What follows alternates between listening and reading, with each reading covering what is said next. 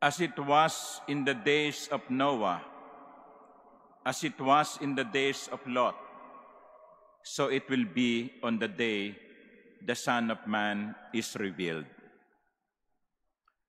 So therefore, the question is, how was it during the day of Noah? How was it during the day of Lot? How did the end come to them? First, it came suddenly. And second, it came unexpectedly.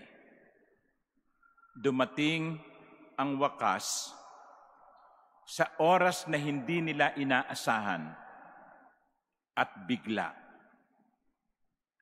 Hindi nila inaasahan.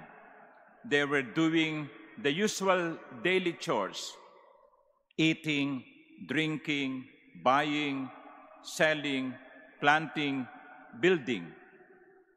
Normal, ordinary days. Normal, ordinary chores or tasks. Unexpectedly, the day of the Lord came. And suddenly, so that there was no time for them to go back to their homes.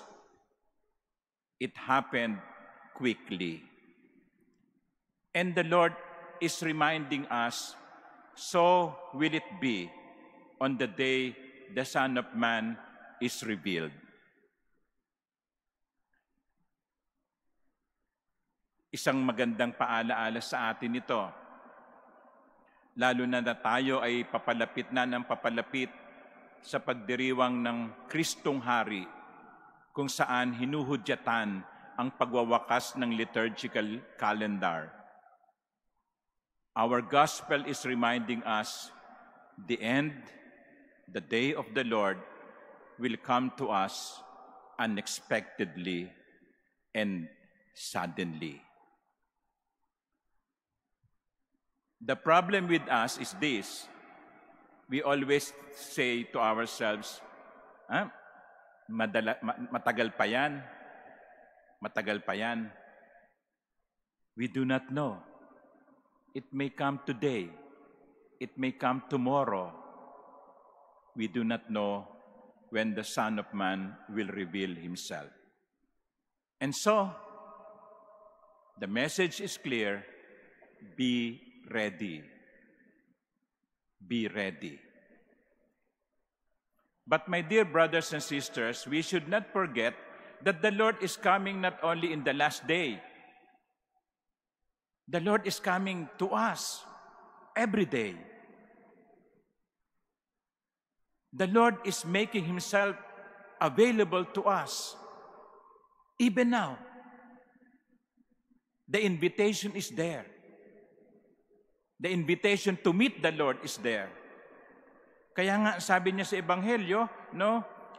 How do we encounter the Lord today? How do we meet the Lord today in our lives? Well, the Lord is saying, whoever seeks to preserve his life will lose it, but whoever loses it will save it. Losing one's life does not mean only ending one's life. All of us will lose our lives. But what does it mean? Ano ibig sabihin nung yung mawala ang buhay? Ang ibig sabihin nun ay yung ipasailalim natin ang ating mga sariling gustuhin sa gustuhin ng Diyos. Araw-araw, miya't-miya, tayo ay inaanyayahang pumili ng Diyos. Inaanyayahan tayo ng Diyos na pumili, buhay o kamatayan, biyaya o sumpa, langit o hindi langit.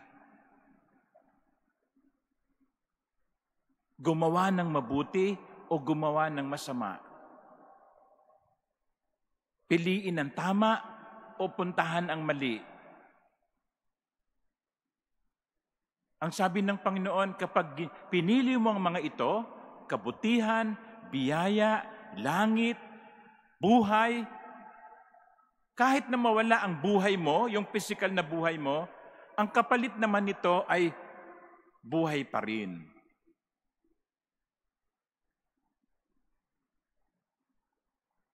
Anong sabi ng Panginoon? Anong mapapala mo kung mapasayo man ang lahat sa mundo, kung mapahamak man ang iyong kaluluwa? Anong pipiliin natin? Katanyagan? Popularidad? Material na yaman? Kung ang kapalit naman natin ay pagtalikod sa Diyos, anong pipiliin natin? Liwanag o kadiliman? Anong pipiliin natin? Ang mabuti o ang masama? When we make the right choices, when we choose what God wants us to choose, then the day may come, the day of the Lord may come, anytime, any day. But we will always be able to say, Lord, I am ready. Ganun lang yun. Hindi natin alam kung kailan darating ang Panginoon. Hindi natin alam kung kailan darating ang katapusan ng mundo, ng ating buhay.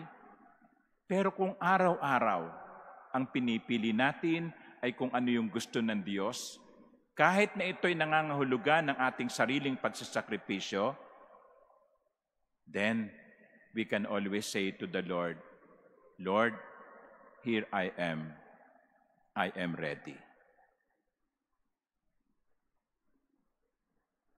Let us pray for one another that at the end of our lives, we may always be able to say, Lord, I am ready. Here I am. Amen.